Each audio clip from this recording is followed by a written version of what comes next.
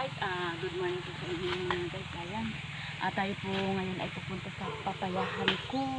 At titingnan po natin ngayon ang papayahan natin after ilan months, January, February, March, April, May. After 4 months po, ngayon po tayo ay pupunta sa papayahan.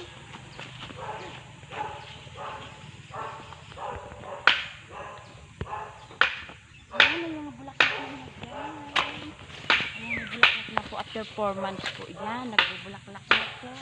Nandito na po ang resulta ng bulaklak niya, guys. Andito na po, may bunga na po siya, buo na po ang bunga niya, ayan. After 4 months po mga guys, ayan. Malaki-laki na ang bunga niya, nabuo na po.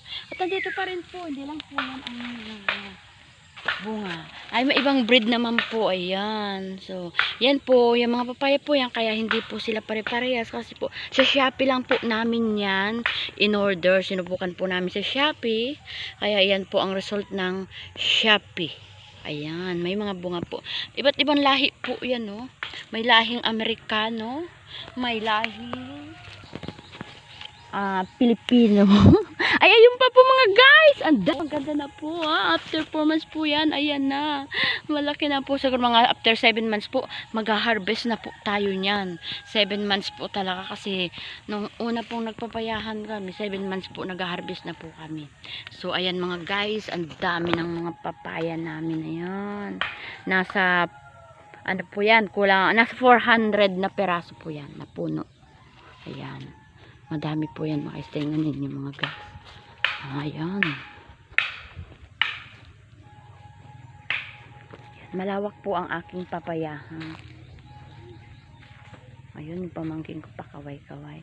Hanggang doon po yan mga guys. Ayun. 400 na puno.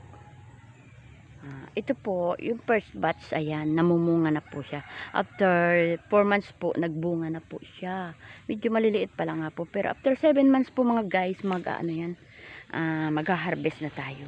Pagkakaperahan na po yan. Yan. Kita niya na po. Huwag mong gayaan yung kukurutin.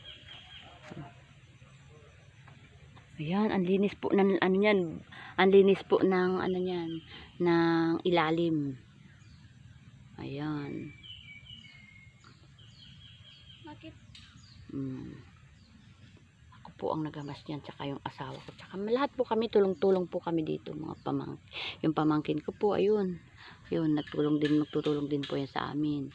Yung dalawa kong anak, si Angel at si Dran po. At yung aking asawa. Siya po ang nagpasipuno dito para kapagtanim po kami ng papaya. Siya po ang naggamas.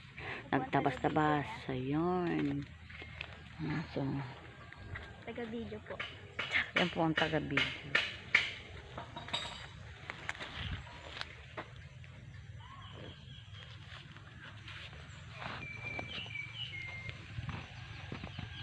So, ay kasing taas ko pala po ang papaya. Yan. After 7 months. Hello guys. Nandito po. Ayun, may bisita pa ako mga guys. Ayun guys, may bisita ako. Ayun. Mamita! Hala!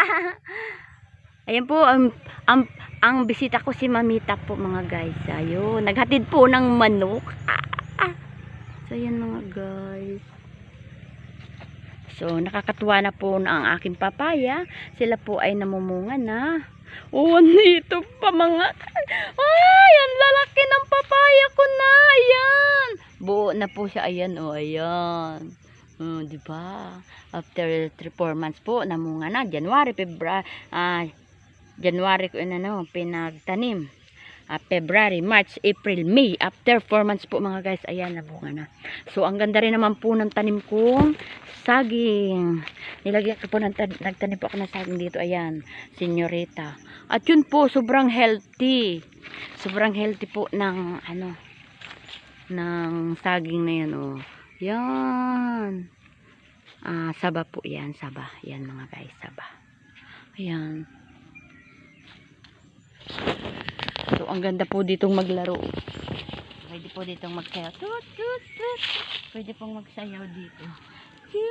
Kasi ang ano po, ang lumilin ba?